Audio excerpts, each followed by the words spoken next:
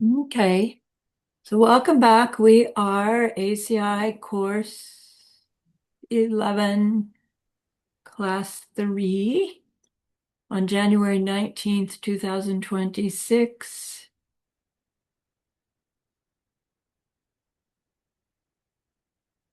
Let's gather our minds here as we usually do. Please bring your attention to your breath until you hear from me again.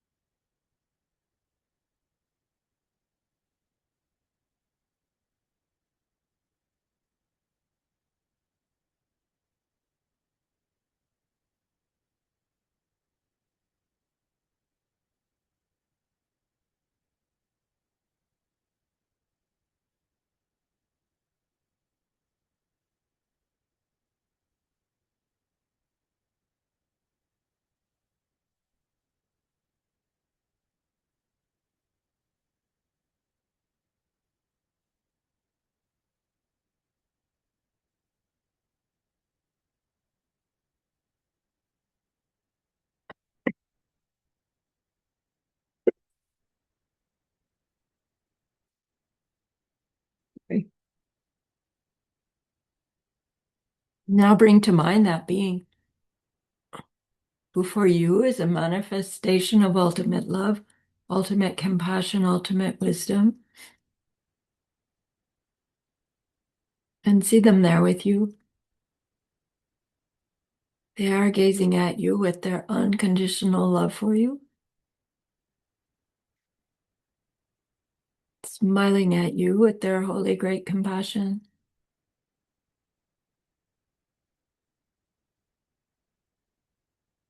Their wisdom radiates from them, that beautiful golden glow,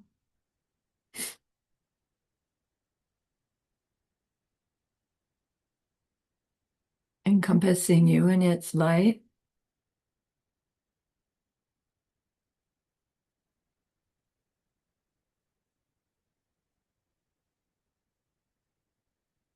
And then we hear them say, bring to mind someone you know who's hurting in some way.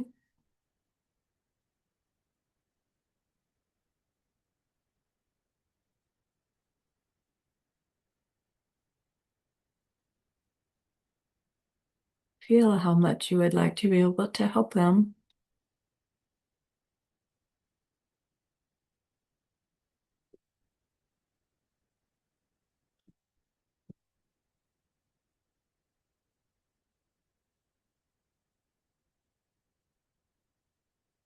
Recognize how the worldly ways we try fall short.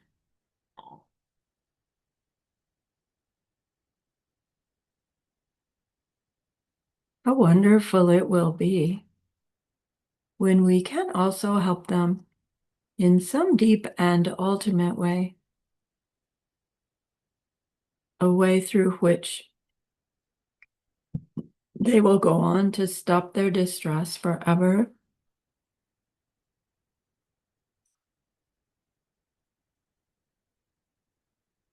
Deep down, we know this is possible.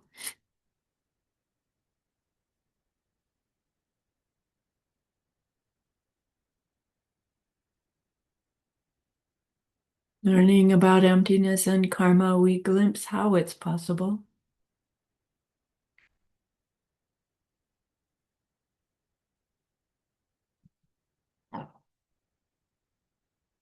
And so I invite you to grow your wish into a longing.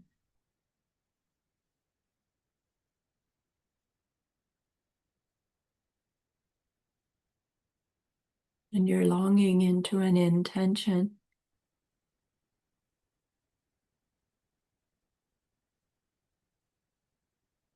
And with that intention, turn your mind back to your precious holy being.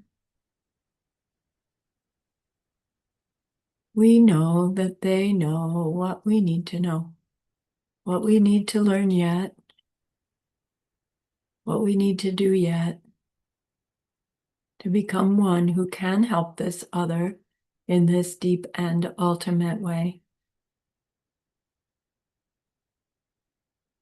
And so we ask them, please help me, show me, teach me.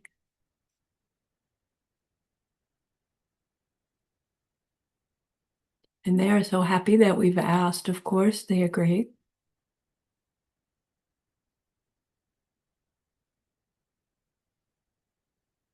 Our gratitude arises.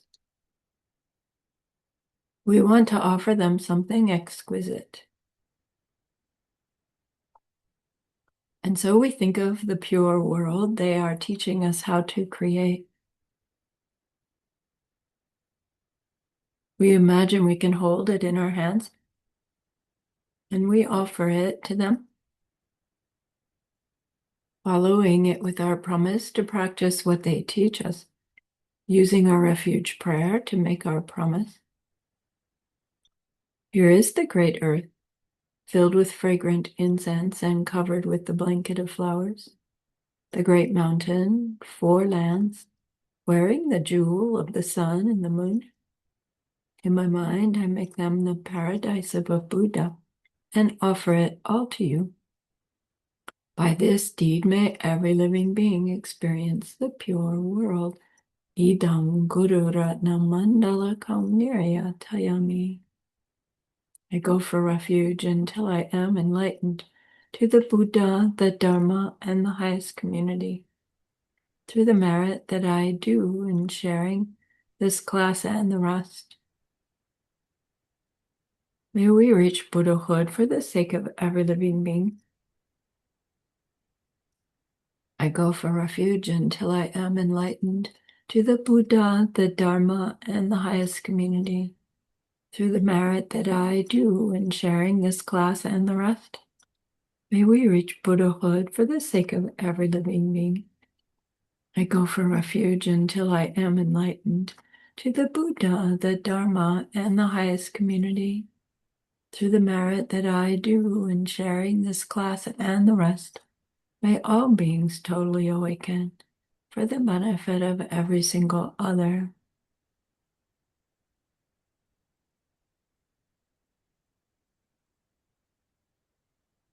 So class 2 was an important class.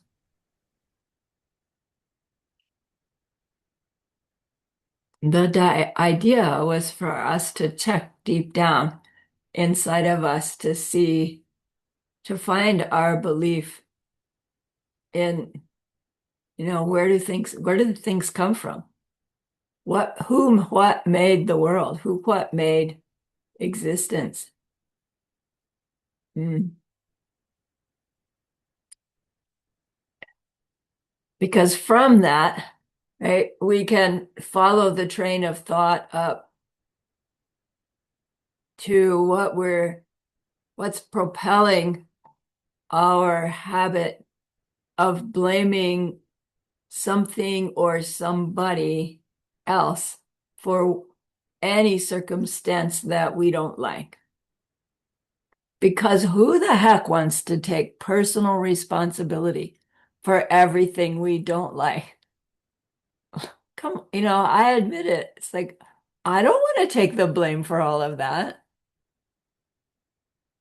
And yet, when we go exploring, where can any unpleasant thing actually come from? Did God make it? Did a Big Bang make it? Did it come randomly? Did it come from nothing? Did it really come from the other person or that circumstance? And we explored all of that in that last class. And, if it rocked your boat, that's a good thing because it means we really looked at our own belief systems to find that they just don't explain our experiences. So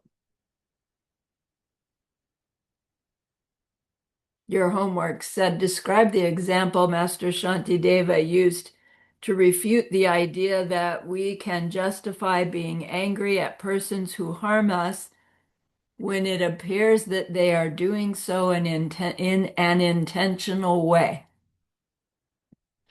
And the punchline to that was, even when it looks like they are intentionally hurting us, they are being compelled to do so by their mental affliction.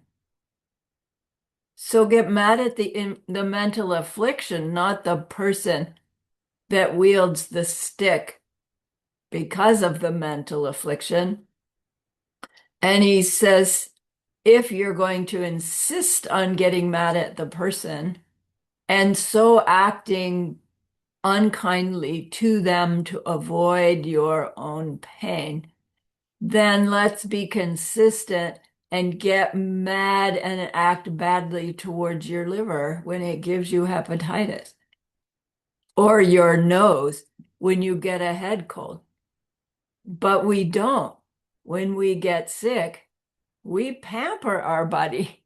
We take care of it, hopefully. We learn to be kinder to it because it's suffering until it gets better, and then we go right back to whatever we were doing to our body. So he's saying, let's be consistent here to point out that our justification for getting angry and acting badly towards that person is the right thing to do.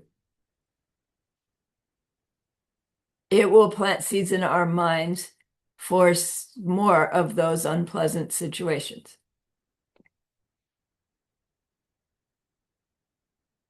Anger and then acting from anger will always bring us an unpleasant result.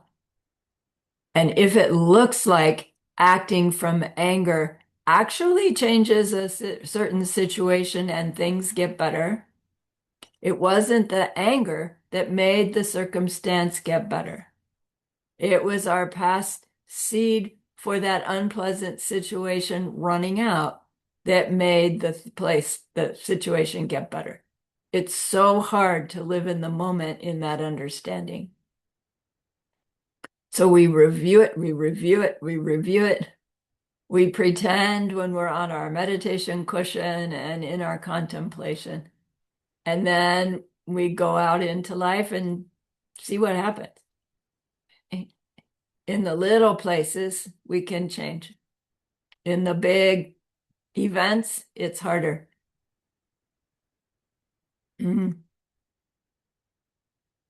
Second quiz question was, name the principal qualities of the primal one and the self-existent being that were behind the early Indian religions of Buddhist time,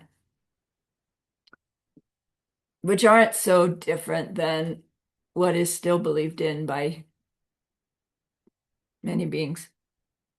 So the primal one is said to create all things as an expression of themselves. And the self-existent one is said to experience all objects on their own accord, meaning without relying on any other influence. And then both are said to be uncreated and so unchanging and able to experience and cause effects on other things. So when we think that through, something that is unchanging and affecting other things It's not just that it's illogical, it's that it's impossible. In a physical world, it's impossible to bring about a change in a physical world without yourself changing. If you take a little piece of wood and a knife and you carve a little figurine, you've changed the piece of wood into a figurine. And in doing so, you have now become a being who has carved a piece of wood into a figurine, which you hadn't done before. So in the doing of it, you are changing, changing, changing. And when it's done, you are changed, ed, changed. So how can an uncreated, unchanging being create? It can't happen. Not just illogical, impossible.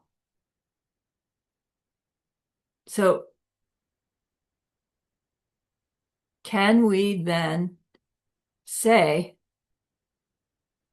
God caused that person to be so mean?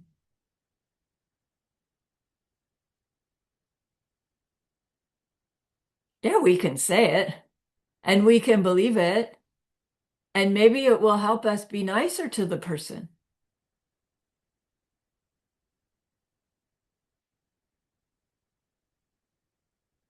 But in the end, it won't inspire us to take personal responsibility. And so it's useful. Not everybody's ready to take personal responsibility. Not everybody is inspired by the idea of themselves becoming the source of happiness for everyone. So, okay, fine. So, what causes a thing to change was the next question. Does the thing change itself? No. Does it change by accident? No. Something has to make it change. Is the thing that whatever it is we're talking about a current thing happening has to be a result of something, doesn't it? Results have causes. The cause changing is what we call the result. As the cause changes, the cause power wears out. And sooner or later, the cause's cause power wears out, and so there can be no result. Right? So what causes a thing to ever change? The fluctuations in the energy of the thing that produced it causes a change in is the change in the produced thing. The changing cause is the produced thing. Let's say it that way. So, can an uncreated, unchanging being or thing ever produce something else? No, because it has to be able to change. It has to change in doing so.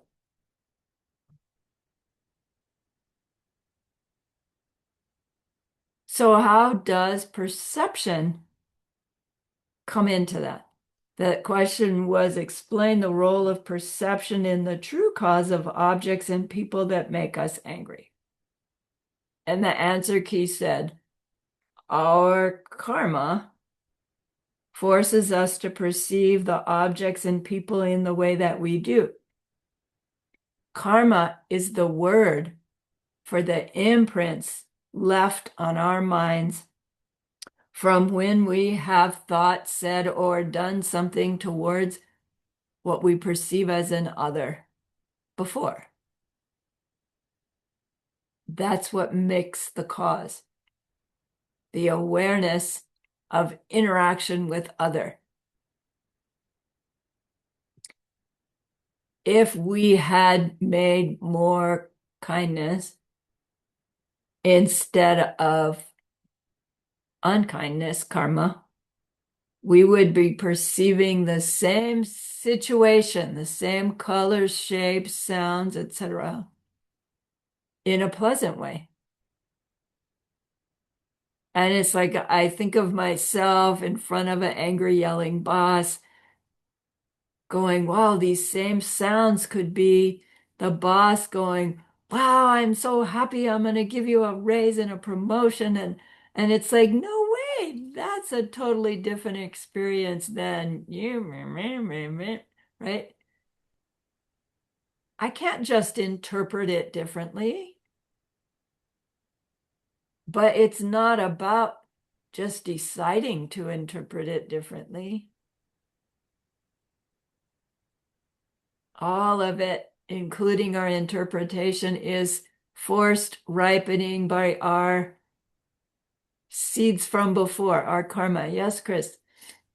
Okay, the sticking point for me is what's the difference between that and saying that the mind doesn't have a beginning? Isn't that the same thing as the saying that the mind doesn't have a cause? No, because the the beginningless means that you can never find a moment when there wasn't a mind and then there became a mind. Because to have a mind now means there was a moment of mind before. So that's And why they're saying that, there's nothing wrong with soul. right, It's just that it wasn't the thing that created itself or right, everything else. So the right. mind again, but aren't you kind of saying that the mind created everything by no. So it No. just was always there. It's like that's the part where, oh, it's logical. Yeah, I go, I don't know. Wait. It's logical, but not conceptually, And right? We yes, can't wrap our minds around it. not an Because, REA yet. no, because it's saying infinite, right? It's saying our minds are infinite. And then when I hear myself say that, I can feel the reaction. Infinitely always like this? No, right? Infinitely present and always changing and never the same two moments in a row. And it's like,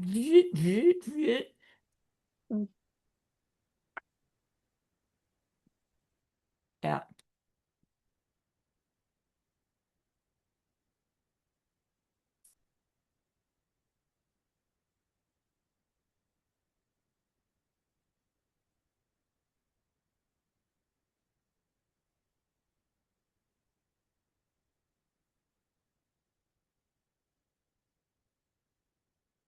There was also a quiz question about why do we live in a desire realm where the human body is sure to be hurt by other people.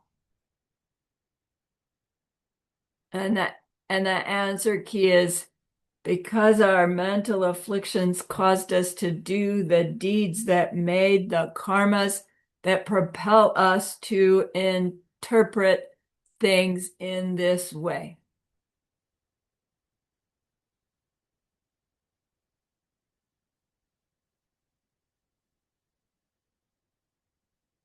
A human being in the desire realm is actually the perfect place.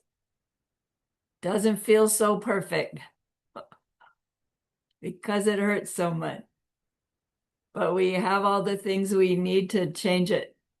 The scripture always says to get out, and I have trouble with that. It's like to get out of samsara implies there's a samsara that's left behind. And when my mind doesn't have the seeds for projecting samsara, there just won't be one. And then it's a, well, but what about everybody else? Just because I don't project samsara doesn't mean you're not projecting samsara still. If I'm not omniscient yet, I don't know what you're projecting or not, except by way of how I might see you react to some situation. That might give me a clue. But I wouldn't suffer from it, because what it is to be in samsara is to have those three sufferings. So it's as we explore all of these ideas, our understanding of what this state of mind nirvana is like, and then how omniscience is different, right? It's bigger, more blissful than nirvana. So somebody could have reached their own state of nirvana and still be walking down the street with you. And their experience is different than my experience walking down the street.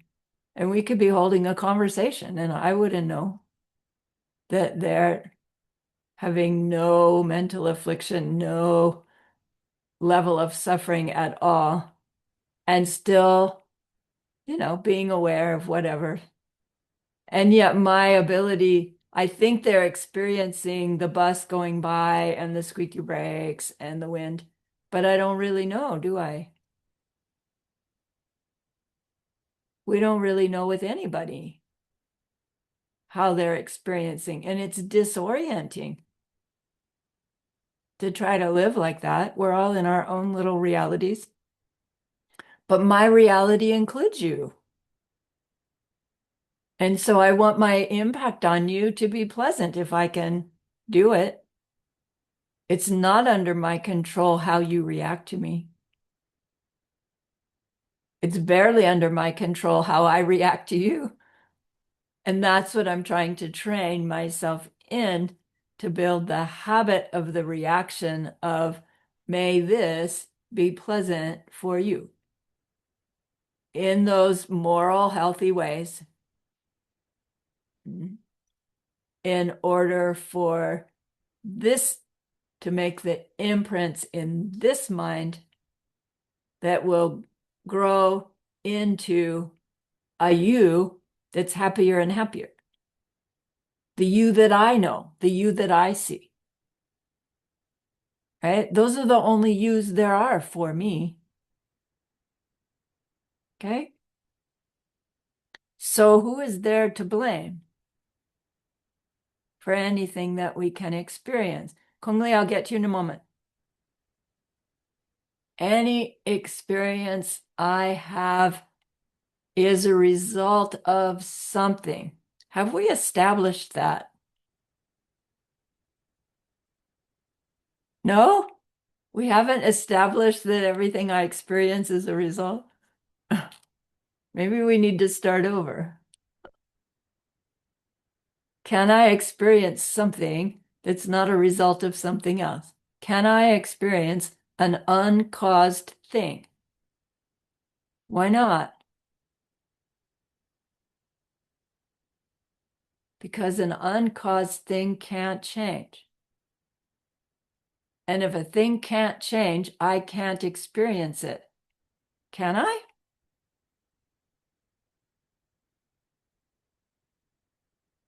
Because if there's a thing that I have not experienced before, and then I experience it, it has changed. The thing has changed. Because now it's been experienced by one more being. Well, wait, the tree doesn't know it. No, I know it.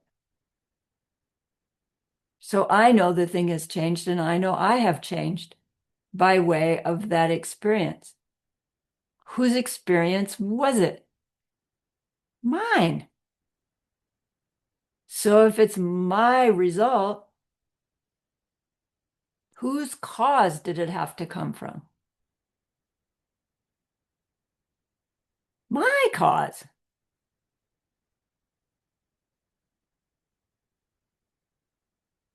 Can I ever experience somebody else's cause becoming its result?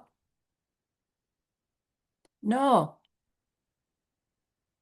because it's my subject side of subject-object interaction between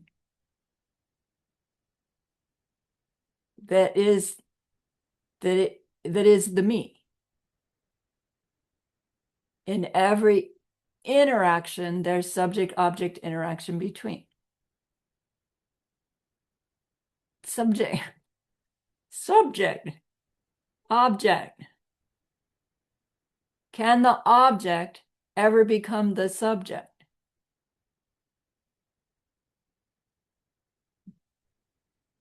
No, because even if we were aware of that happening, it would be the subject who's being aware. So, right, subject side, my cause, my imprint. What my subject side is aware of itself, thinking, doing, saying is the cause. We use the word cause for anything that I can experience later because subject side does the experiencing and subject side does the imprinting. I could only experience things that come out of causes that I made, my subject side. Me, Sarani? No, me, subject side. Sarani is just the personality that somehow represents the subject side. But I wasn't Sarani last life. Who knows what it was? But it was still this subject side. Right? It's a little slippery, that subject side thing. But it's important because that's the only place we can plant our seeds. What I do, plant seeds in your mind. But that's you planting seeds, not me. I can't put a seed in your mind. If I could, Buddha could, and they would have, and I would be enlightened already. And I don't see myself that way. So Buddhists can't. Right? Even as an omniscient being, it doesn't mean that you become everybody's subject side. We just experience them directly. So cause, result. Cause, result, cause, result, cause, result. Okay. Master Shantideva talks about it more in his meditation and wisdom chapters. Here he's going into it because when we're in an unpleasant situation,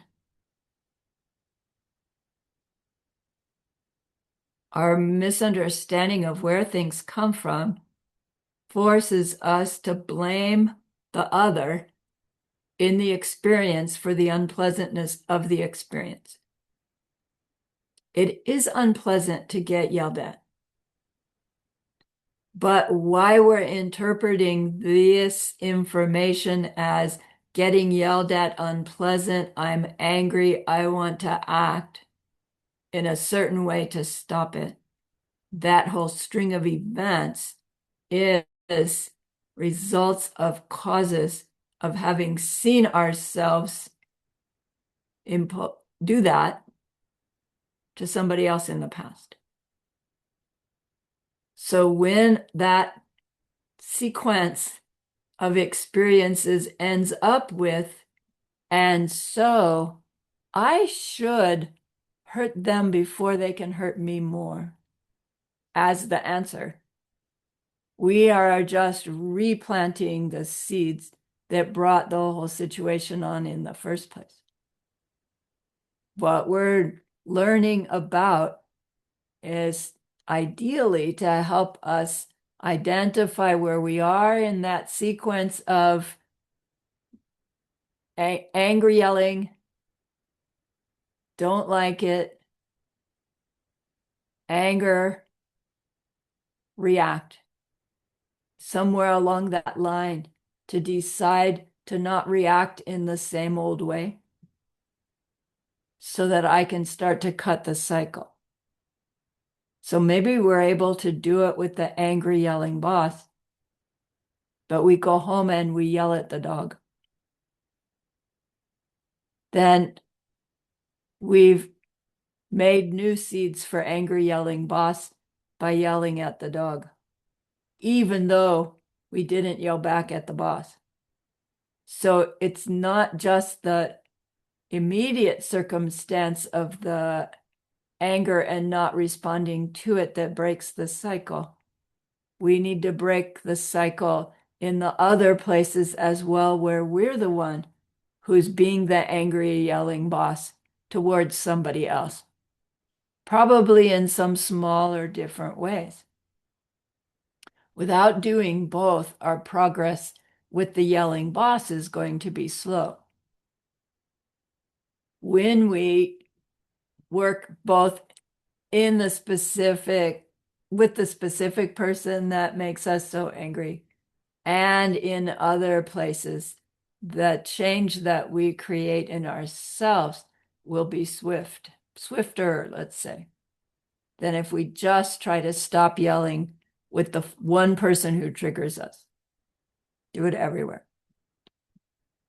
But to be able to do that, we need to be able to run our minds through, where did this come from? Where is this really coming from? Did it come from nowhere? No. Did some perfect, loving, competent, amazing God being make it? No. Did some sadistic God make it? No.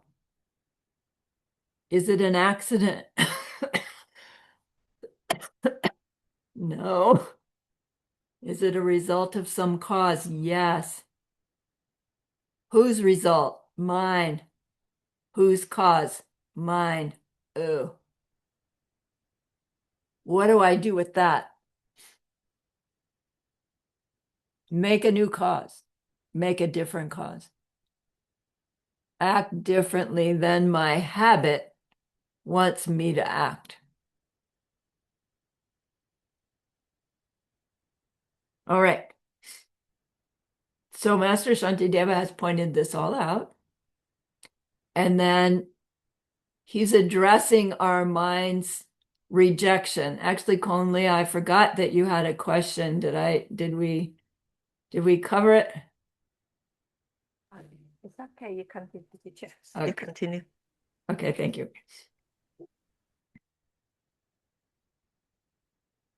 So again, Geshe Michael is picking out parts of the chapter for us to discuss. So it seems like these verses are just jumping from one concept to the next.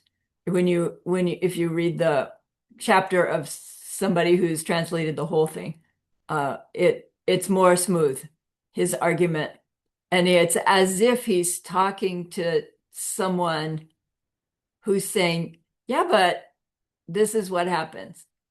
Yeah, but this is what happens. The person isn't answering. He's just addressing our own mind. So he goes next to looking at how it is that when we are in a situation that's unpleasant,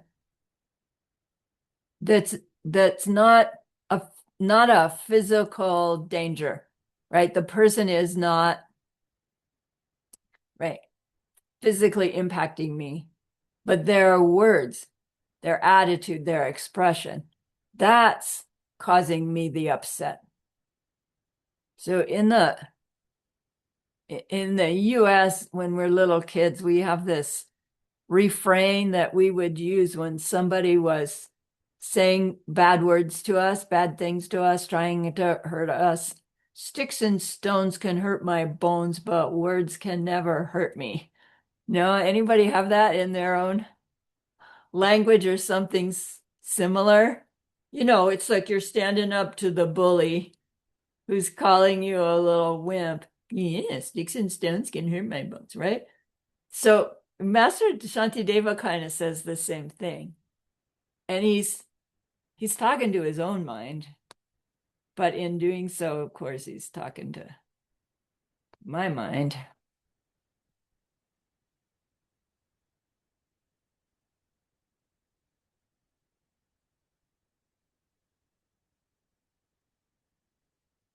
Man, what is all that? Yikers.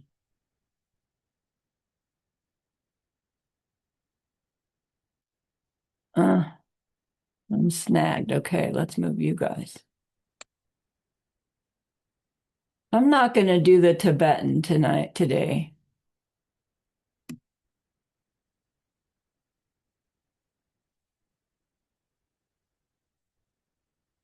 It's long and involved, and what is that?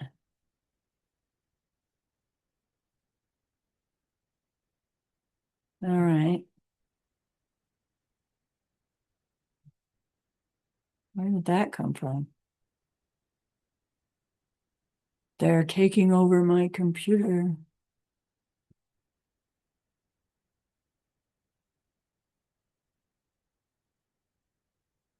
Well, no, I don't know what to do here.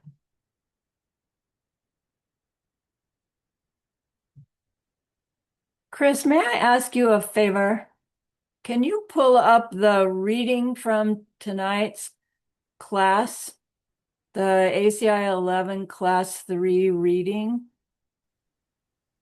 Yep. And then I'll give you permission to screen share. Can I do that? And will you share it? Yeah. Which, let's see, that's class 3. Class 3, right. Let's see. Control F class. Making you co-host, right? That means you can share. Oh, come on.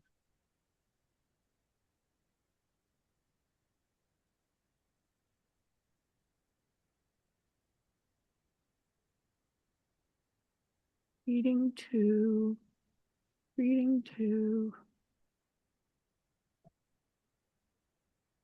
reading 3. Okay, so And then go to the verse. It's Contemplation 13. 15, 13. 14. Okay. I think that would be it there. Yes, that's it there. Yay. All right. Thank you so much. Can everybody see it? Sweet. So I can't see all of you. I don't need to see me. So let's switch to this one. There we go. Now I see most of you. Yeah, most of you. So the mind is not a thing with a body, so could not be overcome by anyone at any point at, at all. I'm so sorry.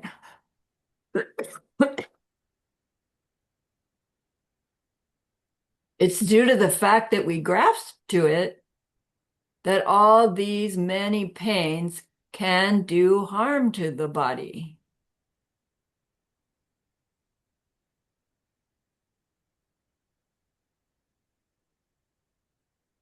When someone criticizes me or says some harsh things to me, their words with their unpleasant sound can do no physical harm to me. Why is it then, my mind, that you feel such fury?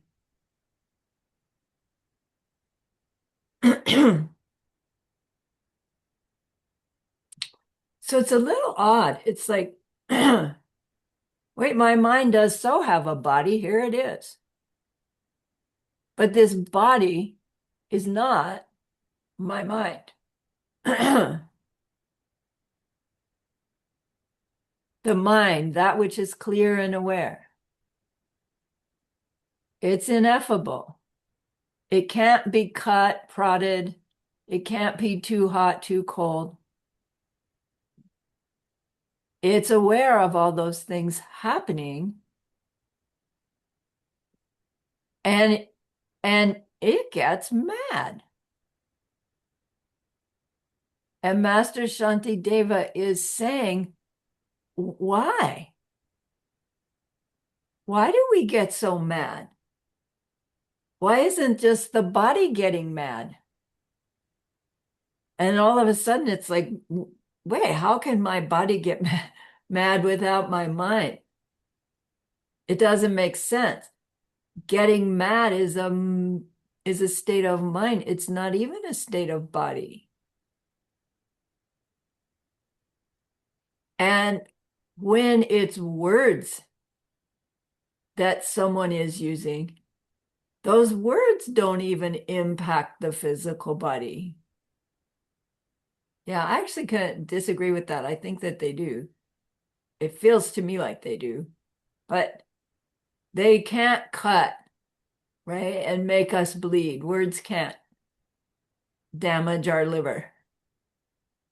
Words can't cut our head off. But it's more the words that can set off our fury, maybe than even the physical. And he says, why? Why would that be?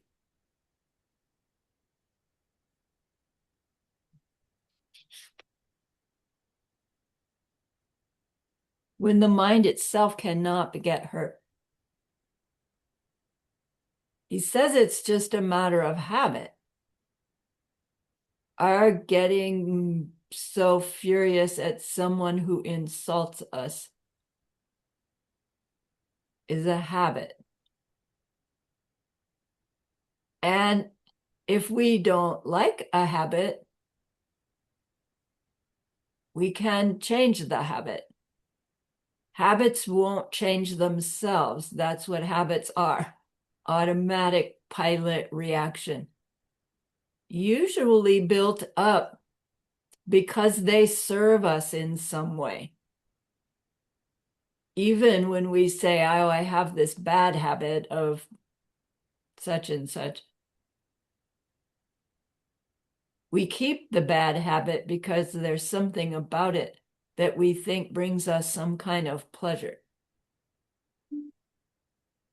When we recognize that a habit that we have is no longer bringing us pleasure or benefit, we can decide, I want to stop that habit. The habit doesn't just go away. We do something to replace the habit we want to change into a new habit. So in a sense, we're not stopping a bad habit. We're changing that habit into a good habit. So automatic pilot actions, ultimately we don't ever want to be on automatic pilot. But when our automatic pilot is kindness, okay, right? For now, that's all right with me. Our grasping,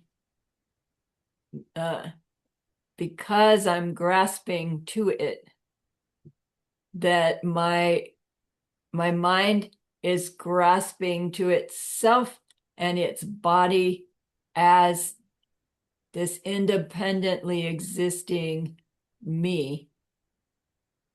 That's why the mind gets upset with anything unpleasant that appears to be coming from an other. It is coming from the other, and other even propelled by their mental afflictions. But the whole reason this mind is interpreting it that way is ripening results of some way in which I myself did something similar to an other in the past. Hey, karma. Karma ripening, that's what we mean by karma ripening.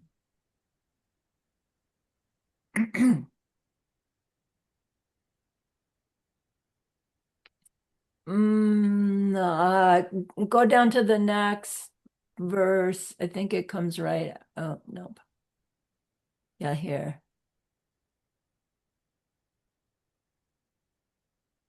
Okay, that's the next section. Thank you.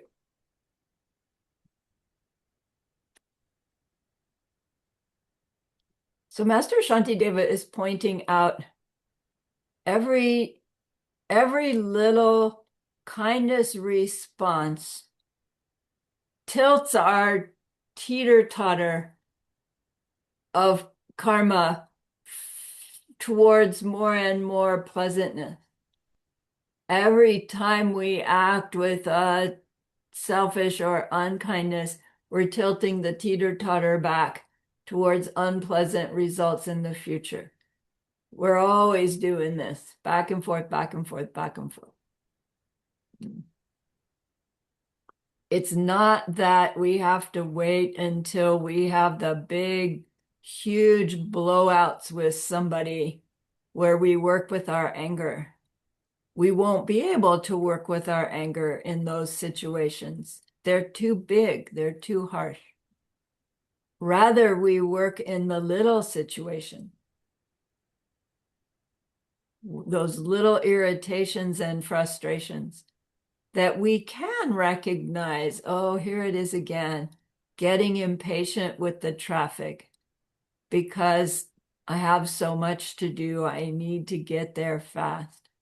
I can recognize that I'm imposing this difficulty on the circumstance by my mental affliction about getting things done in a hurry. And it leaves me a little bit on edge, so that then when I get to the grocery store and the checkout clerk does something, I get mad at her because I was already on edge, just getting there. When I recognize that, chill myself out getting to the grocery store, I won't even know that I've had an effect on my mind because I don't even notice that the checkout lady does that thing that would have set me off if I had been on edge, because my own mind was so different. You know, when I'm able to walk through my day with this care and concern for others, it takes me off that me, I need to get done fast. That is the underlying factor that will push me to trigger my sharp words or unpleasant reactions to someone. If I work in that place frequently, the likelihood of ever being in one of those big blowouts with somebody gets less and less, because my mind is changing. All right. So all the things that we are learning through our ACI practices about thinking of our bodhicitta, or thinking about our loved ones who's hurting, or recalling karma and emptiness, we're learning all these different tools of the trade that we can try on for size. Find the one that works when you're in a hurry to calm yourself down. Find the one that works when, I don't know, the person is pushing your particular button. Different antidotes will work for different situations, and we get to explore them all.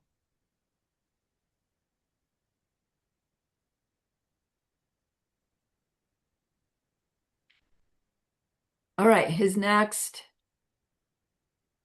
the next contemplation that Geshe Michael brings up for us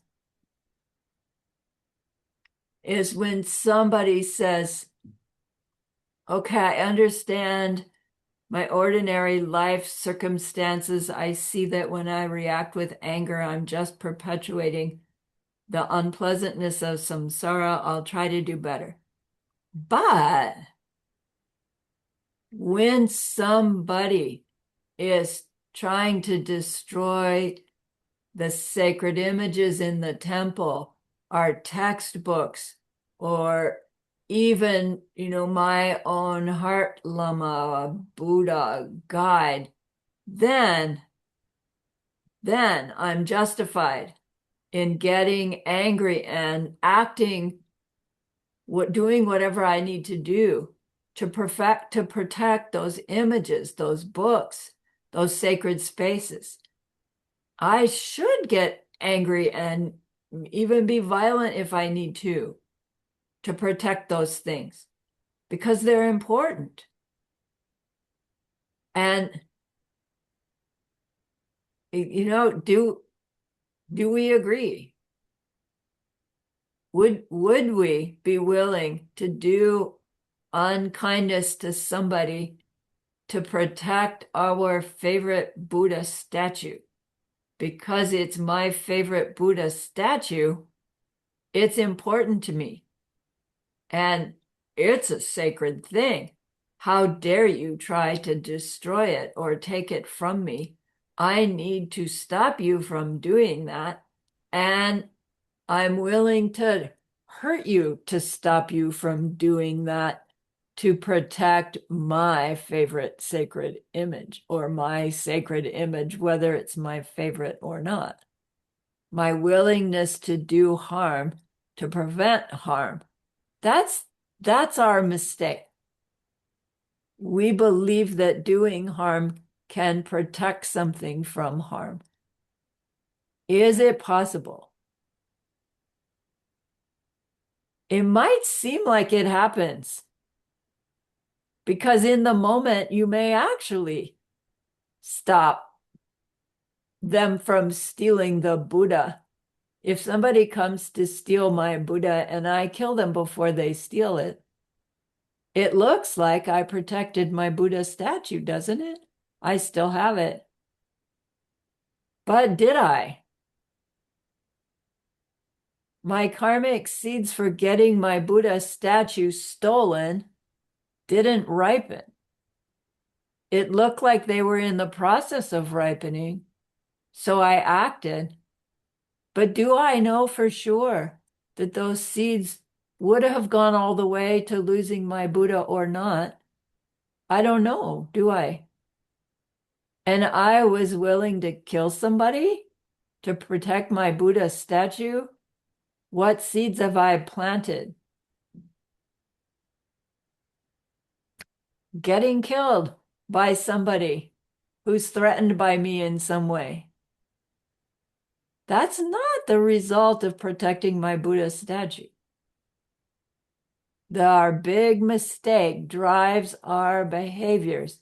And that's an absurd example. I'm not going to kill somebody to protect my Buddha statue.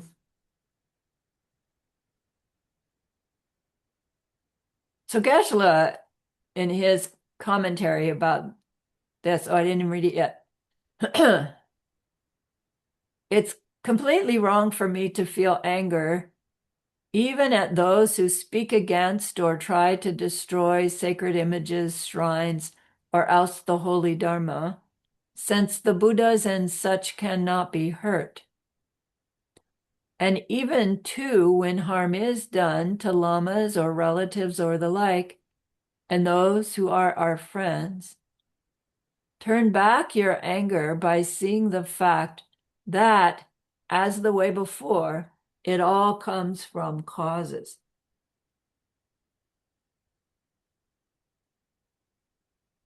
So Geshe-la used this as an opportunity to remind us about what those sacred images, texts, and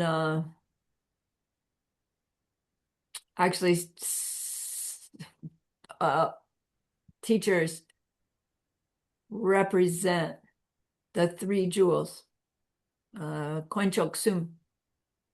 And we learned so beautifully that the Buddha jewel is not the body of Shakyamuni Buddha. It is not the statues, the tankas, the shrines. That the Buddha jewel, which is that 1/3 of what it is we go to for protection, is the Dharmakaya. It is that emptiness of a Buddha's omniscient mind. The fact that it's nothing other than ripening results of countless kindness seeds planted. merit seeds, they're called, kindness with wisdom. And that Dharmakaya, that emptiness of the Buddha's mind, it's not something that can stop the person from stealing the statue. It can't put out the fire. It is the promise that because of the emptiness of our own mind, we can create our own experience of our mind as omniscient, ultimately loving, ultimately compassionate, ultimately wise, then spontaneously emanating as anything for anyone. The puppy for the lonely child, the hospice nurse for the cancer patient, the translator for ACI class, that anything for anyone, whether that anyone perceives them that way or not. Our protection is that's possible, the demonstration that it's possible. So when someone hurts the statue, are they hurting the Buddha jewel? No. The one who's hurting the statue, for them, it's not even a sacred thing. The emptiness of our statue. So then same with the texts, videos, DVDs, computers that have them in it. Are the texts the Dharma jewel? No. The Dharma jewel is the cessations in the mind of a being who's had the realizations, particularly the realization of emptiness and dependent origination. I should say it the other way around. Dependent origination and then emptiness. And then the four truths that are then known as a result about suffering. Can anything or anybody harm the Dharma jewel? No, even if you light all the books on fire. The Dharma jewel, the cessation in the mind of a realized being, cannot be hurt. It can't even ever be reversed. Once we realize, once our mind has had the experience of direct perception of emptiness, it will never not know. It may take a little while in the next life body to have the experience again to realize it. But that mind is still forever colored, and nothing can ever change that. So Dharma jewel cannot be damaged, injured, destroyed. Sangha jewel. Sangha is group of ordained people, or a group of anyone studying, practicing the Dharma. But Sangha jewel is the physical being who has had that direct perception of emptiness. Can their physical body be hurt? Yes. But can them be hurt? Can they be hurt? Their identity, them? No. So Master Shantideva is saying, if somebody is fighting with you about your sacred stuff or over your sacred stuff because they want to destroy it or get rid of it or whatever, yes, we're going to get angry about it because of our attachment to that stuff as representatives of what we believe. But no damage to any statue is worth getting angry over. Trying to prevent damage to your sacred things is not worth planting negative seeds about. And any anger is always a negative seed. It will always bring us an unpleasant result, especially that justified anger towards someone who's damaging the Dharma, because the Dharma, it's the answer to everything we believe.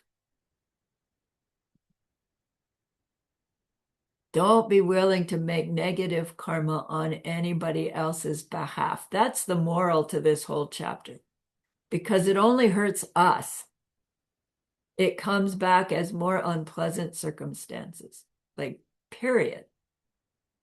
Then the argument, I'll go into the argument after. Let's take our break.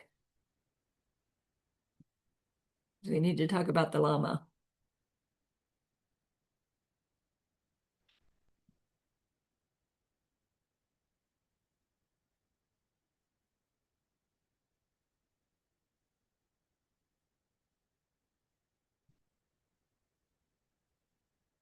Yes, Kong Li, Teacher, can't see. Actually, um, just now based on the explanation, I find it really slippery because due to our anger, we shouldn't get angry on anything, any objects and things like that because really, I mean, they cannot be hurt, but out of like a normal world, like if let's say someone going to hurt the statue of a Buddha, out of respect, we might say something, and then if not, if let's say we don't stop it, and then maybe somebody else, they would do the same and things like that.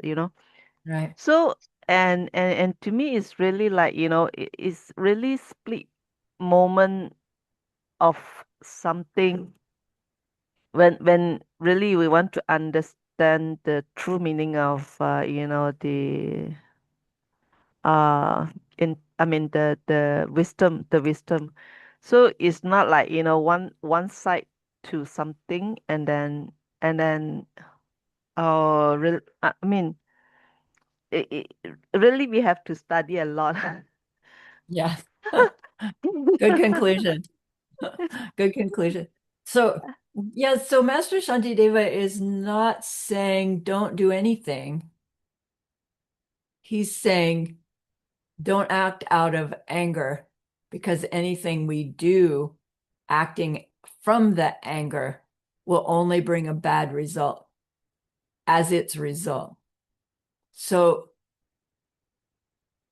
if we are in a situation of someone damaging sacred things, we we would want to act in some way to prevent that person from doing that harm, not out of anger and not actually out of the wish to protect the statue, but rather out of the wish to protect the person from getting the karmic imprint of having seen themselves destroy a Buddha statue. Yeah, yeah. You see the Now, difference? yeah, I know. Now only then I knew about it. Last time I did ask a question to a teacher what's her name? I forgot. There's a old lady, a lonely old lady, and then I asked, this is her cost, sometime last time, he didn't plan anything. And then what she answered me is that on our side we shouldn't look at that way. We have to, like, we have to have the feeling like we need to take care of them. So if let's say the cost is what they have planted, we cannot blame them or say something like that to them. So what we need to do, so actually, like, if let's say I really didn't study this subjects, and really I don't know, and it will fall on one side or the other. So actually, to me it's really lucky, to have the chance to learn so details, I mean, so details of something. Yeah. So Right, because then we can make our own decision and our own choices and our own behavior management instead of operating under some authority figure saying, you should do this, you should do that. Right? To me, at some point of some authority saying you should, to me, my mind rejects. Yeah. That person isn't perfect. And they're telling me to behave in hard ways. Uh-huh. Right? I'm going to finally say, don't tell me what to do. And that's the beauty of the Buddha's teaching is Buddha wants us to understand the details. And thank you, Geshe Michael, for bringing it. Yeah. I really appreciate it. Yeah. Because otherwise we would just be at the surface level of listening to the Lama and doing what they say until we see the Lama do something contradictory to what they're telling me to do. Yeah, That's correct. what blows it all up, right? Yeah. And I really appreciate it. And you also get, the teaching, then I share with my friends. Luckily that we have teachers that we can ask directly, anything like, actually it's not the big issues, it's the small minor one where, you Right. see that, the border, I mean, it's like tiny things are really, there's no punchline, like what you say, punchline, Yeah. where is the punchline? Right. So Right. it's really difficult. Yeah. Anyway, thank And- you for teaching. Yeah, you're welcome. My pleasure.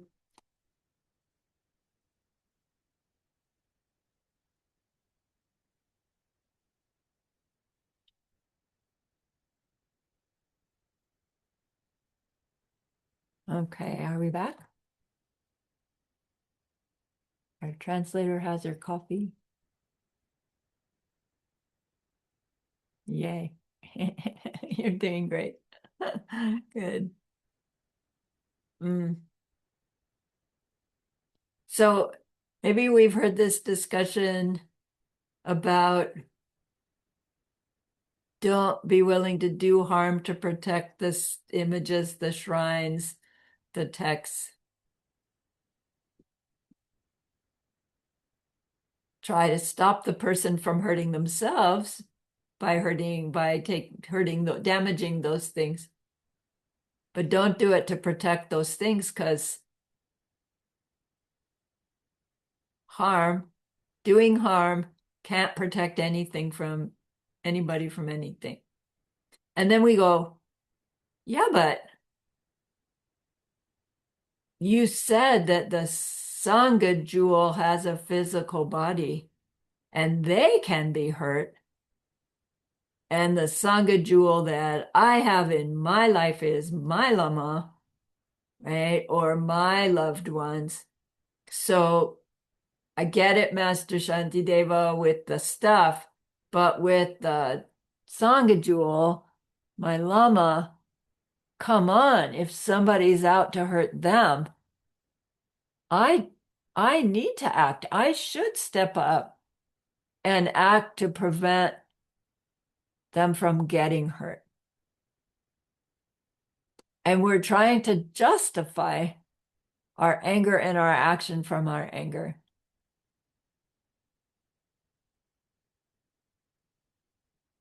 Even too, when harm is done to lamas or relatives or the like, or those who are our friends, turn back your anger by seeing the fact that, as the way before, it all comes from causes.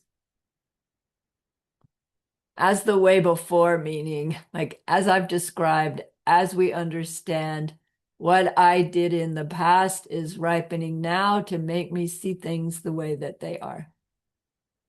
And so there are a couple of different factors here, particularly in relation to the Lama, what they mean by the Lama. So we have Lamas who are our teachers. We'll have Sutra teacher Lamas. We'll have Tantra teacher Lamas someday, maybe. And then we perhaps have our Heart Lama that special being who maybe doesn't even teach us the Dharma necessarily, but is the one that we see as really being the source of the lessons that I need in life, that I see as loving me more than I love myself, and is doing everything they can to help me reach my Buddhahood as quickly as possible, maybe even if they never even say the word. And that being is so incredibly special to me that maybe even if I've overcome my anger everywhere else, if somebody were to come and threaten that being or disrespect that being, you know, my my anger would arise out of defense for my holy perfect being, out of protection for my holy perfect being, because they're so important to me. How dare you try to hurt them? How dare you disrespect them? How dare you not see them in the same special way as me?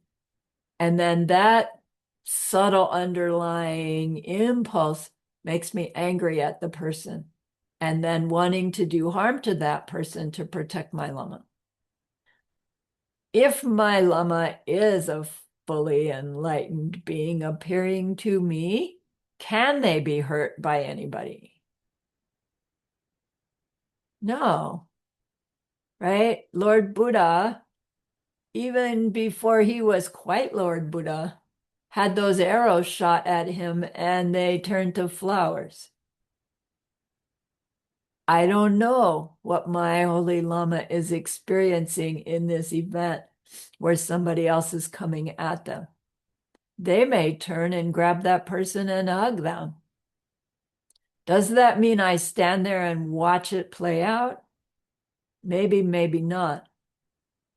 Does it mean we can justify our anger and do something harmful to that person before they harm the Lama who can't be harmed? No. Do we do nothing? No.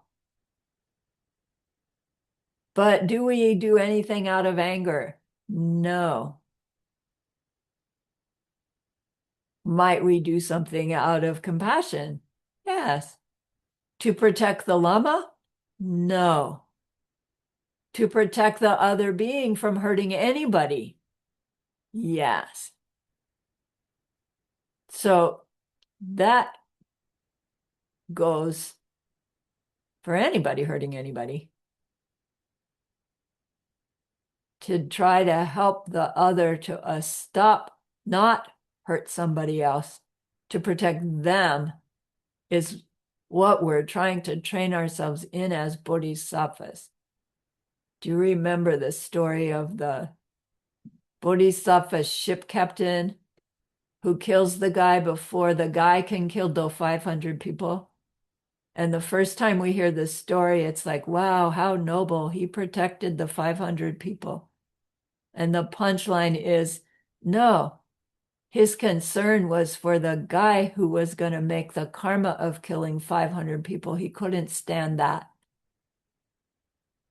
And his only alternative was to kill the guy. And he was willing to do it out of his great love, willing to take the consequence of killing somebody to protect them. And he got that consequence, and he went to hell as a result.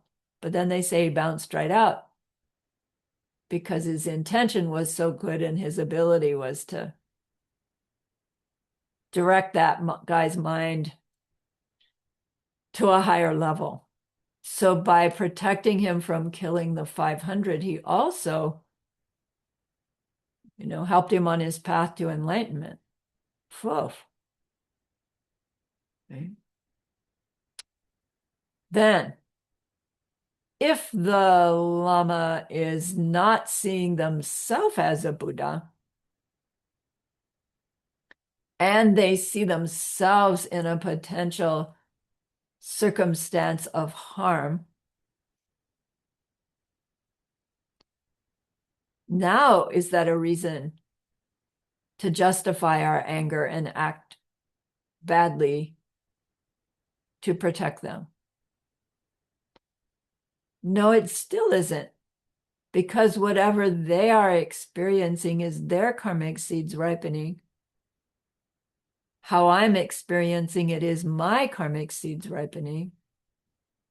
To add my own anger and willingness to do harm to try to protect my Lama's karma is not what the Lama wants from us. The Lama will react in the Lama's capacity in that circumstance. And what they would need or want from us is that out of our kindness and wisdom, we act to try to protect the other, not to try to protect the teacher. The teacher will be doing the same. So whether we are perceiving the Lama as Buddha or not, there still is no justification for acting out of our anger. As we work with our seeds of anger, we'll find that there's no justification for that anger even. Right? There's the sequence. We are in experience. We have an experience. We have a thumbs up, thumbs down, thumbs neutral. In the circumstances that we're talking about, the experience happens, we have an automatic thumbs down. The particular thumbs down triggers the discriminating anger. This situation making me angry because blah, blah, blah. And then from that, we're going to act in some way. The mental affliction, all the other mental factors arises. And from that, we habitually act. When we get angry in this way, we act like that. When we get angry in that way, we act like this. It's triggered like dominoes. Master Shantideva is helping us go through the different circumstances where we might get angry and justify our anger. To say, look, think these things through beforehand so that we can get off automatic pilot. The earlier in that sequence that we can recognize what's happening and turn our minds to, this is seeds ripening and nothing but I can choose something different, is how we break the cycle. And every time we do break the cycle a little bit, we have changed ourselves and our world forever. Right? Now we do it again and again and again and again.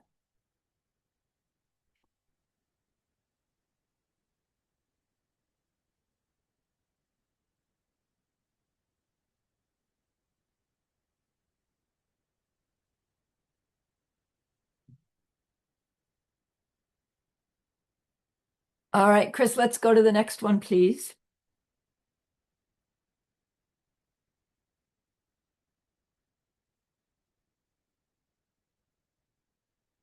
Okay, this is a fun one.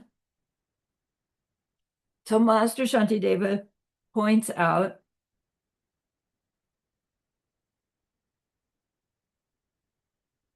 that another circumstance in which we get a kind of anger is when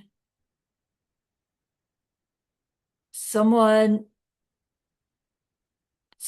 we know or hear about is getting some kind of good result, and for some reason we either think they don't deserve it and get upset, or we think we deserve it more than they do, and so we get upset. And then anytime we hear anybody praising that person, we get even more upset because we're reminded of them having that good result that we don't like them having for some reason. It's describing jealousy and how jealousy forces us to have a state of mind, a state of heart that's negative. And it actually is a huge missed opportunity for growing our own happiness and the happiness in our world. So Master Shantideva says, suppose that any person derives some kind of joy from praising the qualities of another. Why, my mind, then, don't you sing the praises of this person yourself and find the very same joy?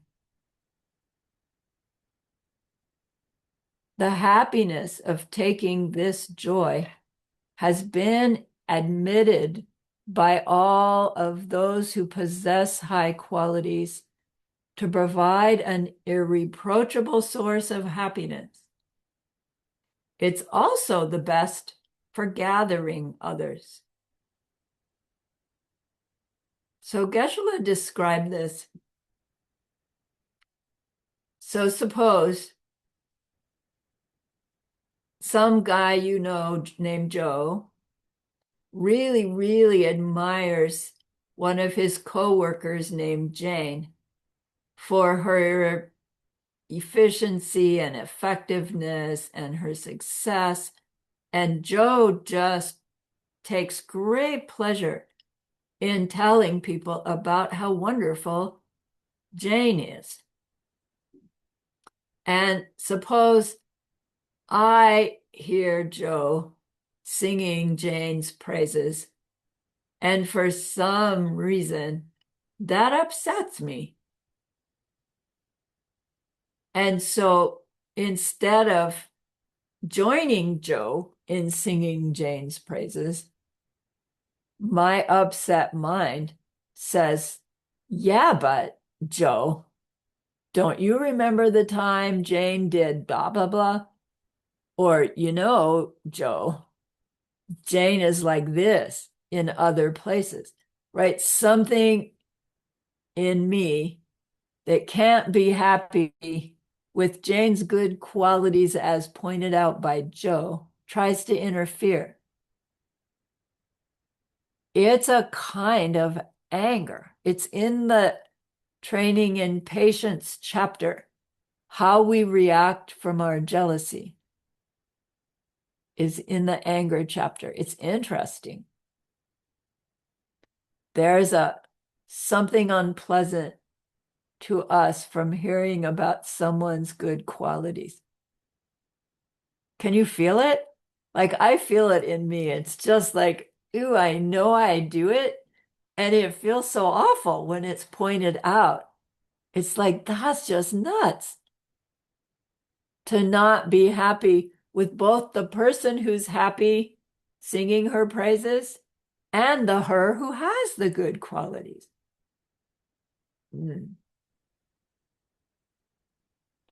To have this state of heart that loves to point out others' good qualities to other people,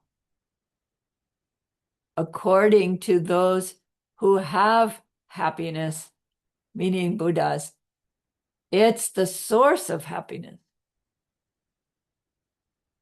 Praising others to others is the source of our own happiness. If we connected that dot, wouldn't we do it all the time? Instead of criticizing, blaming, even if we're smart enough to never verbalize the criticism, if it's going on inside here, it's still planting some seeds. And they say not only is it the source of our own happiness, it's also the best way for attracting others to the Dharma, meaning attracting others to what you know. So maybe at some point I would go to Joe and say, Joe, you're amazing. You're always pointing out the good qualities of other people. Were you born like that? Or did you learn how to do that? Did you have to train yourself to become so amazingly positive? And then maybe Joe will say, yeah, I learned when I was a little kid about this pen thing. Or maybe Joe will say, yeah, I turned my life over to Jesus, whatever Joe says, right? We could then decide, well, do I want to try that one on for size? When what we really want to try on for size is the praising others, noticing people's good qualities, good circumstances, kind things, and pointing them out to ourselves, to other people, and see if it doesn't increase our own level of happiness, pleasure. It would be a big antidote to all that anger, wouldn't it? If as I'm driving, instead of, oh, the roads are so bad, the traffic's so bad, am I going to get to my appointment on time? Oh, those potholes are terrible. If instead I'm concentrating on, wow, everybody's driving safely. Wow, look at the cars are all in good repair. Wow, if I'm pointing out goodnesses to my own mind, right, I can feel the difference just imagining it. Instead of perpetuating the negative, I'm perpetuating the positive. It's like glass half full or half empty attitude. And it's difficult because if we have the habit of the negativity, we can't just decide, I'm going to stop that habit because it's habit. But we can find one little place in something that we do regularly every day and say, this is the place I'm going to work specifically on noticing whether my mind is pointing out the negativities or pointing out the positivities. Physically, physiologically, we are hardwired to notice the negativities. It's a safety mechanism. Is there a lion lurking nearby? Is the water safe? Right? Is it time to eat? Is it right? We still have that mammalian brain system working to keep us safe. It does not need the help of constant conscious reinforcement. It can do it on its own. It will alert you to danger, even when you're not immediately looking for the danger. We can rely upon it. I was driving home one night, evening, so it was light, and I was the first car at the red light, and the light turned green, and I put my foot on the gas and I started into the intersection, and all of a sudden my other foot slammed on the brake. And just as I did that, a car went whizzing through their red light. Like I would have hit that car side on if something hadn't stopped me. And I didn't, right? In my conscious awareness, I did not see that car coming. But something protected me, right? And I can think, oh, it was some outside force. That's what I thought at the time. And true or not, this protection is happening. I can rely upon it. So there is no need.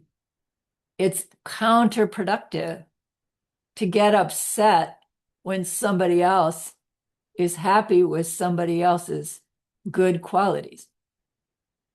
We are perpetuating our own inability to see good qualities in our world. We maybe don't even have to do the singing the praises. Just be happy with somebody else doing it. Thank you very much.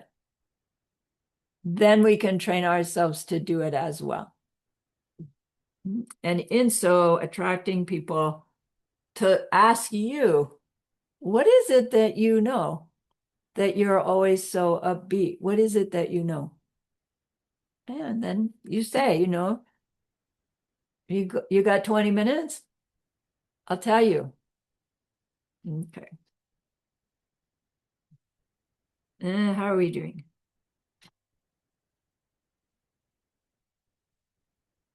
All right, Chris, let's go to the next one, please. 16.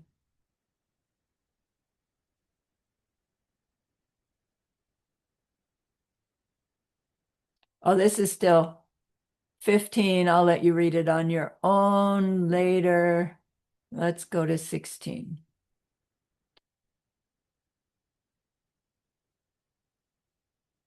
Wait.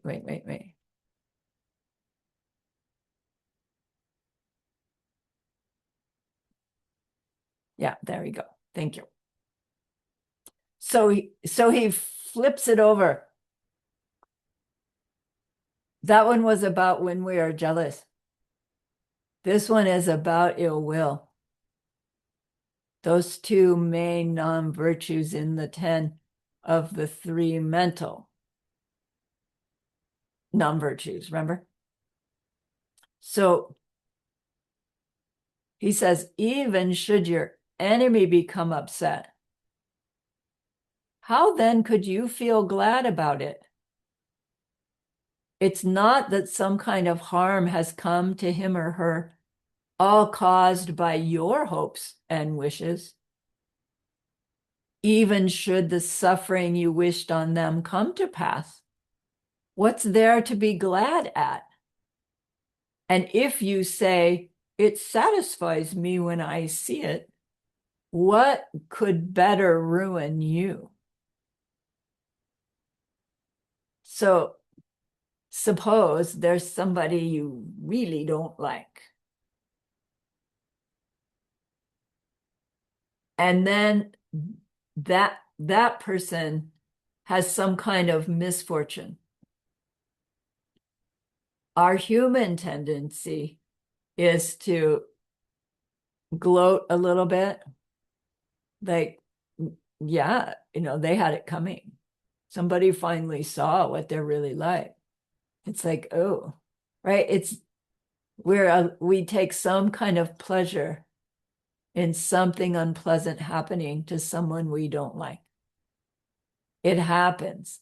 It's in the 10 main mental afflictions. We must do it even without being aware of it. It's the opposite of what our Bodhisattva aspiration is saying. Our Bodhisattva aspiration is helping us understand that a more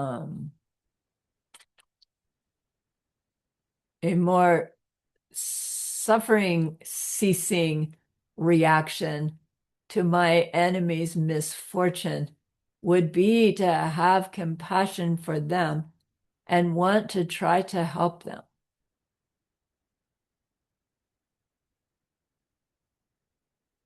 When someone we care for has trouble, it's easy to go and try and help. When somebody we don't like has trouble, it's much harder to go to try to help. We don't want to because we're happy in some small way that they're having trouble. When it's pointed out to us and then we recognize we're doing it, it feels so awful. It's like, oh my gosh, I can't believe I've been doing this. And I didn't even know it. Mm.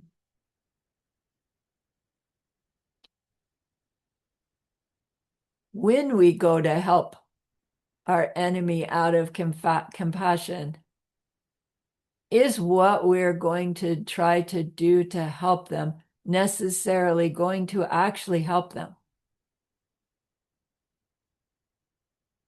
Not necessarily. By trying to help them, trying to help somebody we don't even like, that's such a powerful karmic seed for uncreating samsara and creating a world where people help each other, whether they like each other or not. As Bodhisattva, you are not obligated to like everybody. We are obligated to love them all, to have compassion for them all. But it doesn't mean you have to like them. Like or dislike, however, we're growing the ability to have that not color our reaction to them. Because our reaction to them plants seeds to see more of them in the future, more enemy if we react negatively. Okay, so he gives us 4 different arguments. Oh man, I missed the 4 arguments about joy. I've got to go back to the other one. I'll do it next. So 4 arguments. When something bad happens to our enemy, it does not help us one bit. So there's no reason to take any kind of pleasure in their displeasure. It's not like something good to us comes because something bad happens to them. That person you don't like gets cancer, it doesn't make your body stronger, does it? Second thing he's pointing out, and we can't take credit for it anyway. Even if we wished and wished and wished that bad thing happened to the enemy, and then something bad did happen to them, it wasn't because of our wishing. Their seeds ripened to see that happen to them. Our seeds ripened to see that happen to them. Can we make that our seeds ripen by hoping or wishing? No, if you can hope or wish your enemy into a bad situation, then hope or wish yourself into Buddha paradise, would you please?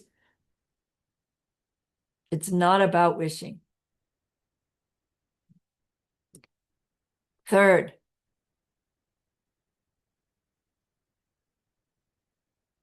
karmically, in the long run, being happy for someone's misfortune or just avoiding it ruins our own happiness in this life.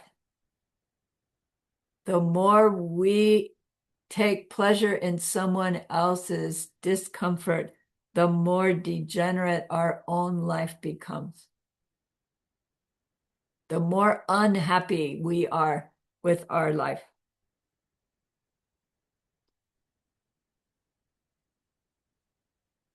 It makes sense. It's a kind of rejoicing in someone's problems. And rejoicing practice waters similar seeds and we get more of it, which is more problems. But it's a little odd. It would make a good long debate. If I take pleasure in someone's misfortune, and then that makes me see more misfortune, don't I have more and more opportunities for pleasure? But we're also planting seeds for more misfortune to come to me. And do I take pleasure in my own misfortune? If I do, then it's not misfortune. And if I don't take pleasure in my misfortune, then I am having less happiness that's come about as a result of being happy with others' misfortune. So we need to look at all four of the ways that karma ripens to recognize that it will come back to us as our own misfortune being the cause of somebody else's pleasure. Yuck. Then the last argument is in the long karma run, rejoicing in others' problems is an effective way to plant the karmic imprints that will project cruelty and hardship and unpleasantness in our next life. I think there's another verse or two for this contemplation, Chris. Yeah, there it is, one. We just went there. The iron hook that's jabbed in us by the fishermen of affliction is merciless, unbearable. Should it catch me, it is a certainty, sorry, that the hell guards keep me captive in their hell realm cauldrons. Yike. So, ill will, taking pleasure in someone's misfortune, wishing misfortune on others. If one of those seeds ripens at the end of this life,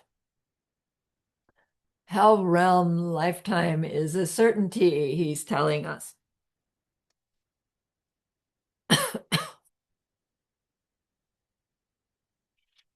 Let me go back quickly. I don't think we need to go back to the verses, Chris. When we were talking about taking joy in others' good qualities, there are 4 benefits of growing that attitude, that practice. One is in the short term, we feel more joy ourselves because it feels good as we are doing it to be recognizing the good qualities of another being, and even better to be sharing it with somebody else. Second benefit is that it karmically plants the seeds for a happier life, currently and in the future.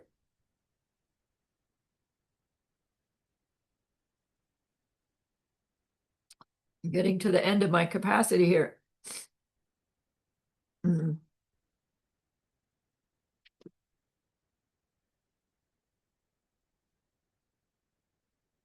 Third benefit.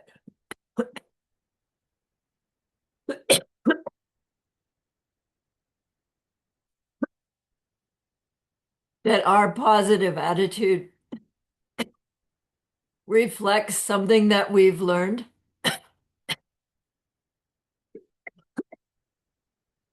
That can attract other people to that which we have learned, attracts others to the Dharma, I said. And then the last argument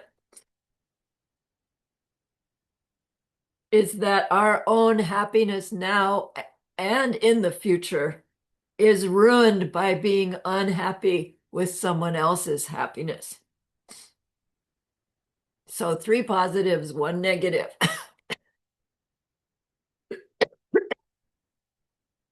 That's on your homework. I'm going to mute myself for a moment here so I don't torture you.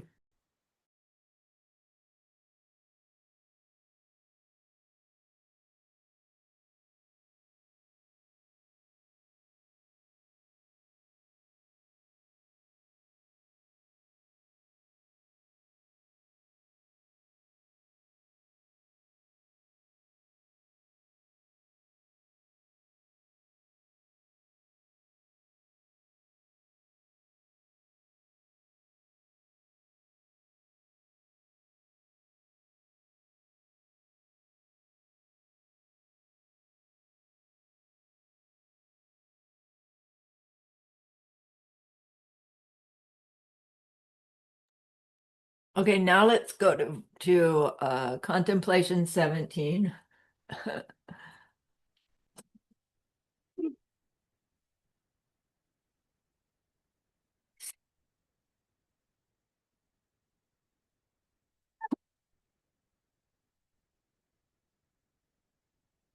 Chris, are you frozen?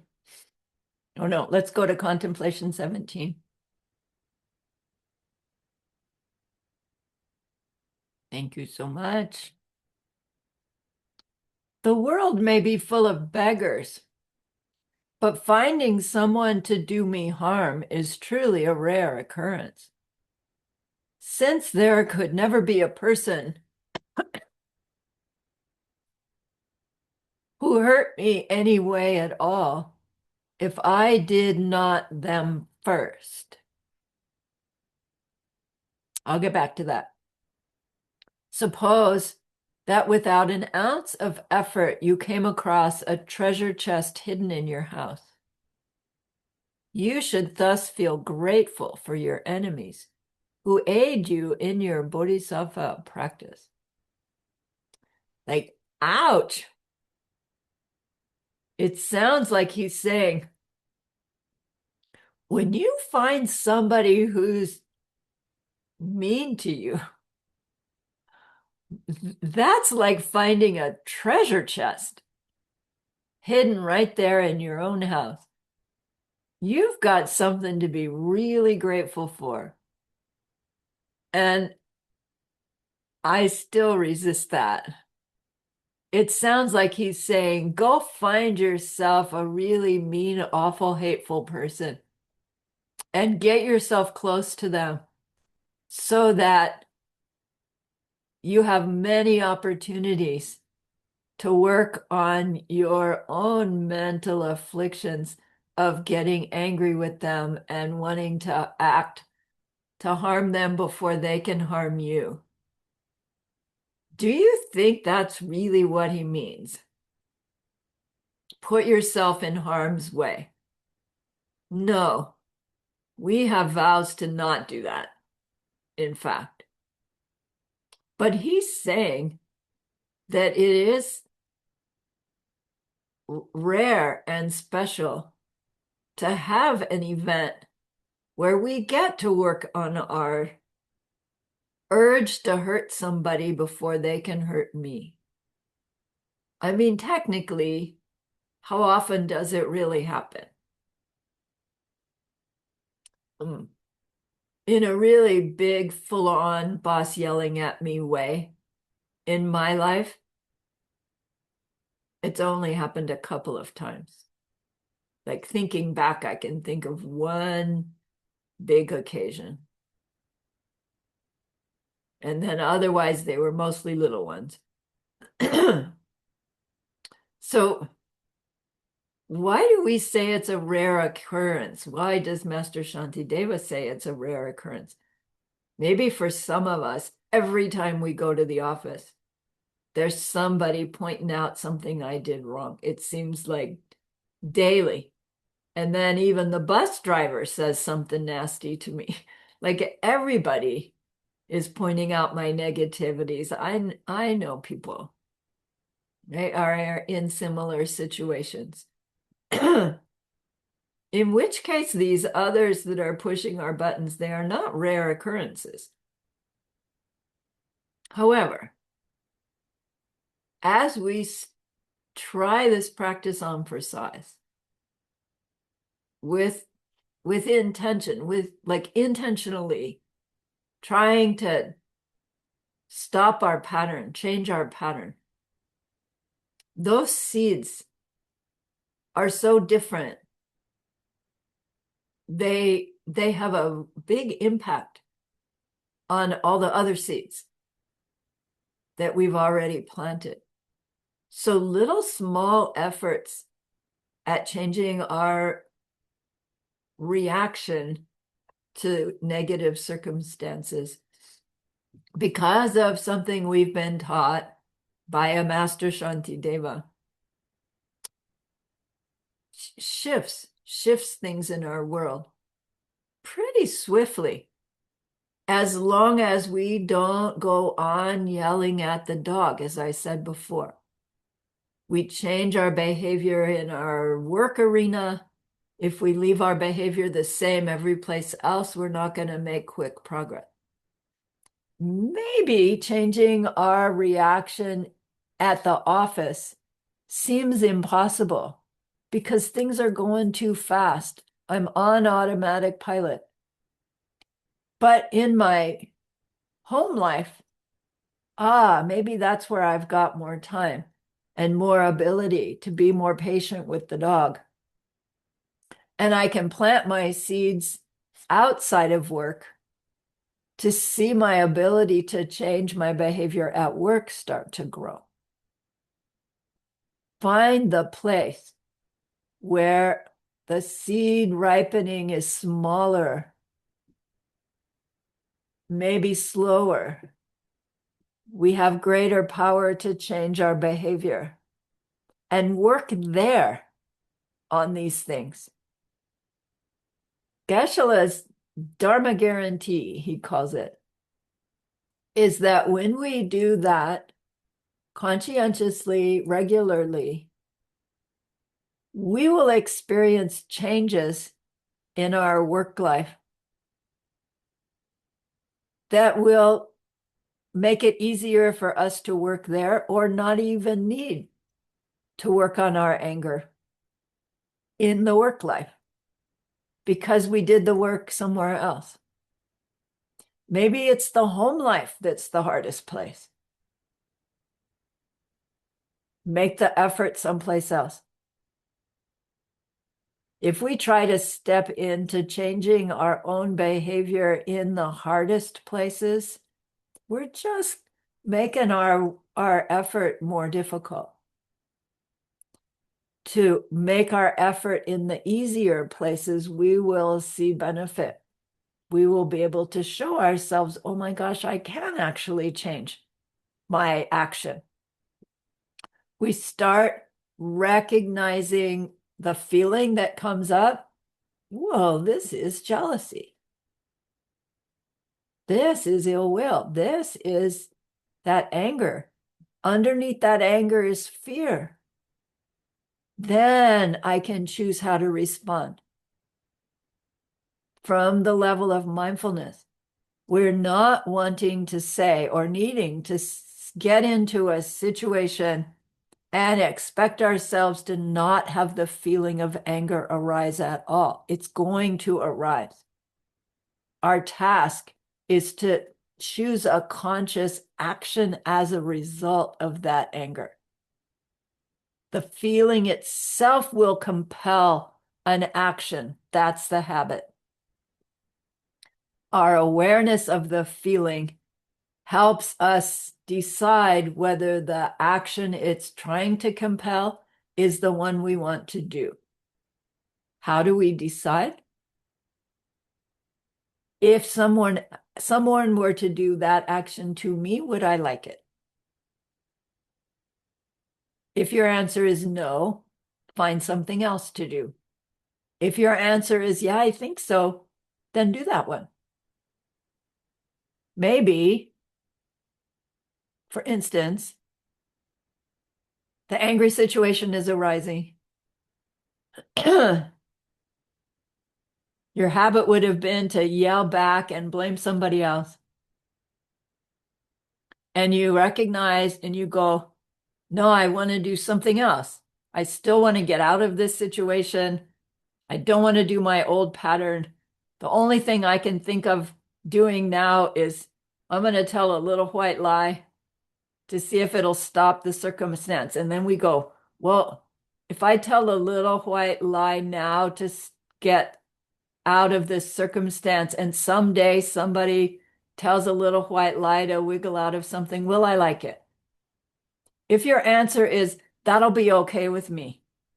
You know, when my son tells a little white lie about why he didn't go to school that day, that'll be all right. Then tell the little white lie. If you decide, no, that won't be all right, then don't tell the little white lie. So that thinking we can't do in the moment of the boss yelling. that thinking we do before we get into the situation of the boss yelling. Sit down with a cup of tea. Think of, right, your most common button that gets pushed and how you usually feel it, and then how you usually react to it. And then decide, what would it be like to react in a different way? What different way? And with that different way, when somebody does that to me, will it be a pleasant thing or an unpleasant thing? And keep trying on different ones for size in your own imagination until you find one that you think, oh, maybe that one will work. Maybe I really can say to the boss, I'm sorry you're upset. True. I wish I could help you in some way. Is there a way I could help? Also true, right? The effort. Maybe they get madder. Maybe it shocks them and they stop. The immediate result doesn't come from what you just did. What you just did was plant a whole different seed. And that has changed everything for the future. So he's saying, yes, in fact, in whatever kind of mental affliction button we have, the only way we know we have it, and the only way we can disconnect it, is to be in circumstances where it gets pushed and we react differently. So Geshe said, if we're brave, we could make a mental agreement with somebody else. That person who is the one who pushes your anger button. You make this mental agreement with them. You, Joe, you're going to be as annoying and irritating as you can be when you're around me. Because I'm going to use every one of those moments to get myself enlightened as quickly as possible so that I can bring you, Mr. Annoying Joe, to your ultimate happiness as quickly as possible. So your job, just be a really good jerk. My job, get enlightened. Thank you very much. Don't tell them that. Do it in your own mind and see how fast Joe turns into your best friend. It's bizarre. They say Lord Atisha, when he was leaving India to go to Tibet, he could only take, one person with him as his attendant. And he was looking at all his different disciples, and he chose the one that was the most annoying to him. Not the smartest, not the most effective, not the most efficient, the hardest one, because he wanted to challenge himself. And then we also heard the story that every time a negative thought would come in his mind, he would stop, get out his little stupa, and do his 4 powers of purification on the spot. And when he was done, okay, let's go on. They say it took them a really long time to get to Tibet. So you can imagine if he's got this annoying attendant, 2 steps forward, 3 steps back, in order to affect his own mind. Interesting. So I'm over time. There's no vocabulary this class? It was all long. And when I was trying to get it up on my screen and over to the other screen, it wouldn't go. So I gave up. But I'm welcome. I'm happy to show it to you. You can screenshot it and then you can look at it if you like. Okay.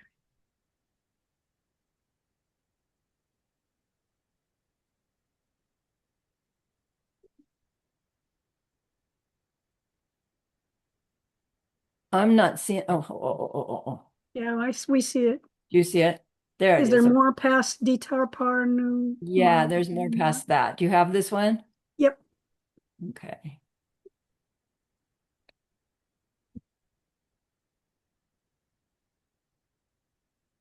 These are the Tibetan for some of the different verses.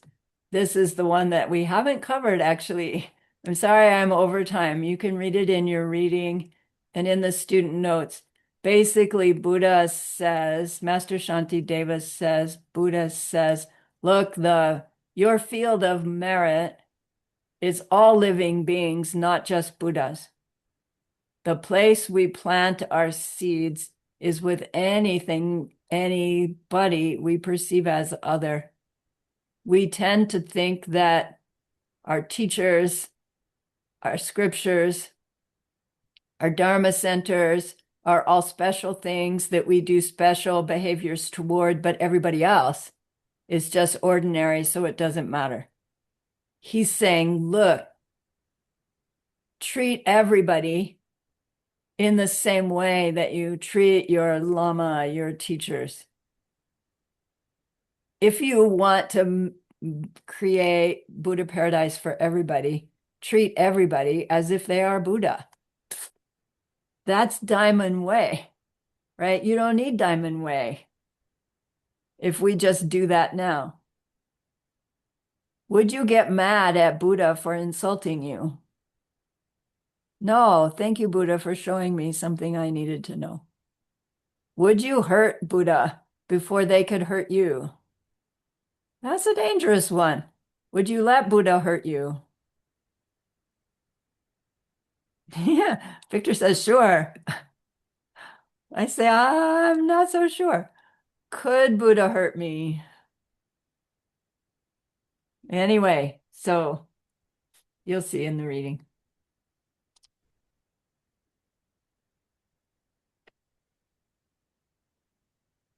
The moral to the story.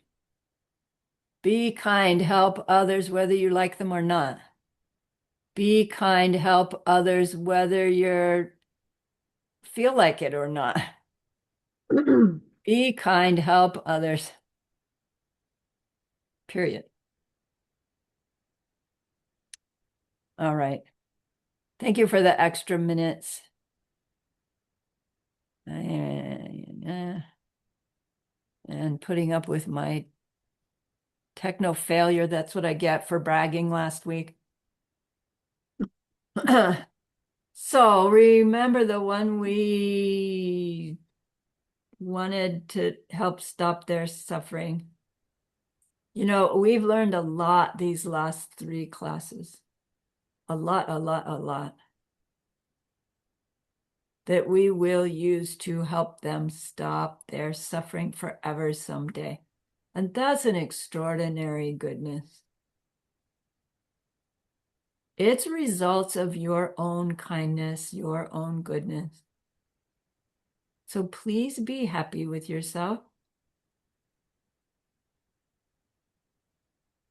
And think of this goodness like a beautiful glowing gemstone that you can hold in your hands.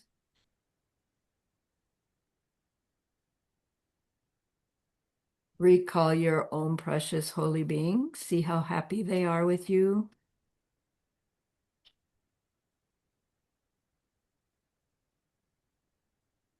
Feel your gratitude to them, your reliance upon them. Ask them to please, please, please stay close, to continue to guide us, help us, inspire us.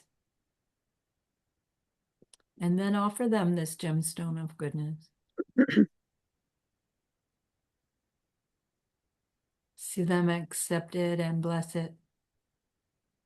And they carry it with them right back into our hearts. See them there, feel them there. Their love, their compassion, their wisdom. It feels so good, we want to keep it forever. And so we know to share it by the power of the goodness that we've just done. May all beings complete the collection of merit and wisdom, and thus gain the 2 ultimate bodies that merit and wisdom may.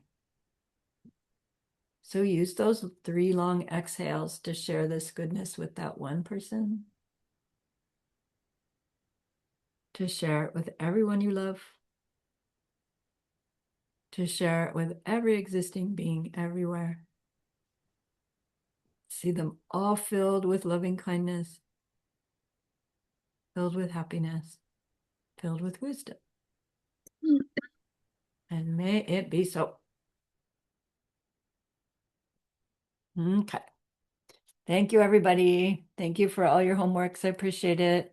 Thanks for your tech help, Chris and Roxana, for your Spanish words. Yay. Okay. Thank you, teacher. You're Thank you. welcome. Thank you, teacher, for teaching. Have a nice week. I'll see you in a few days. Okay. Thank Bye-bye. you. Bye-bye.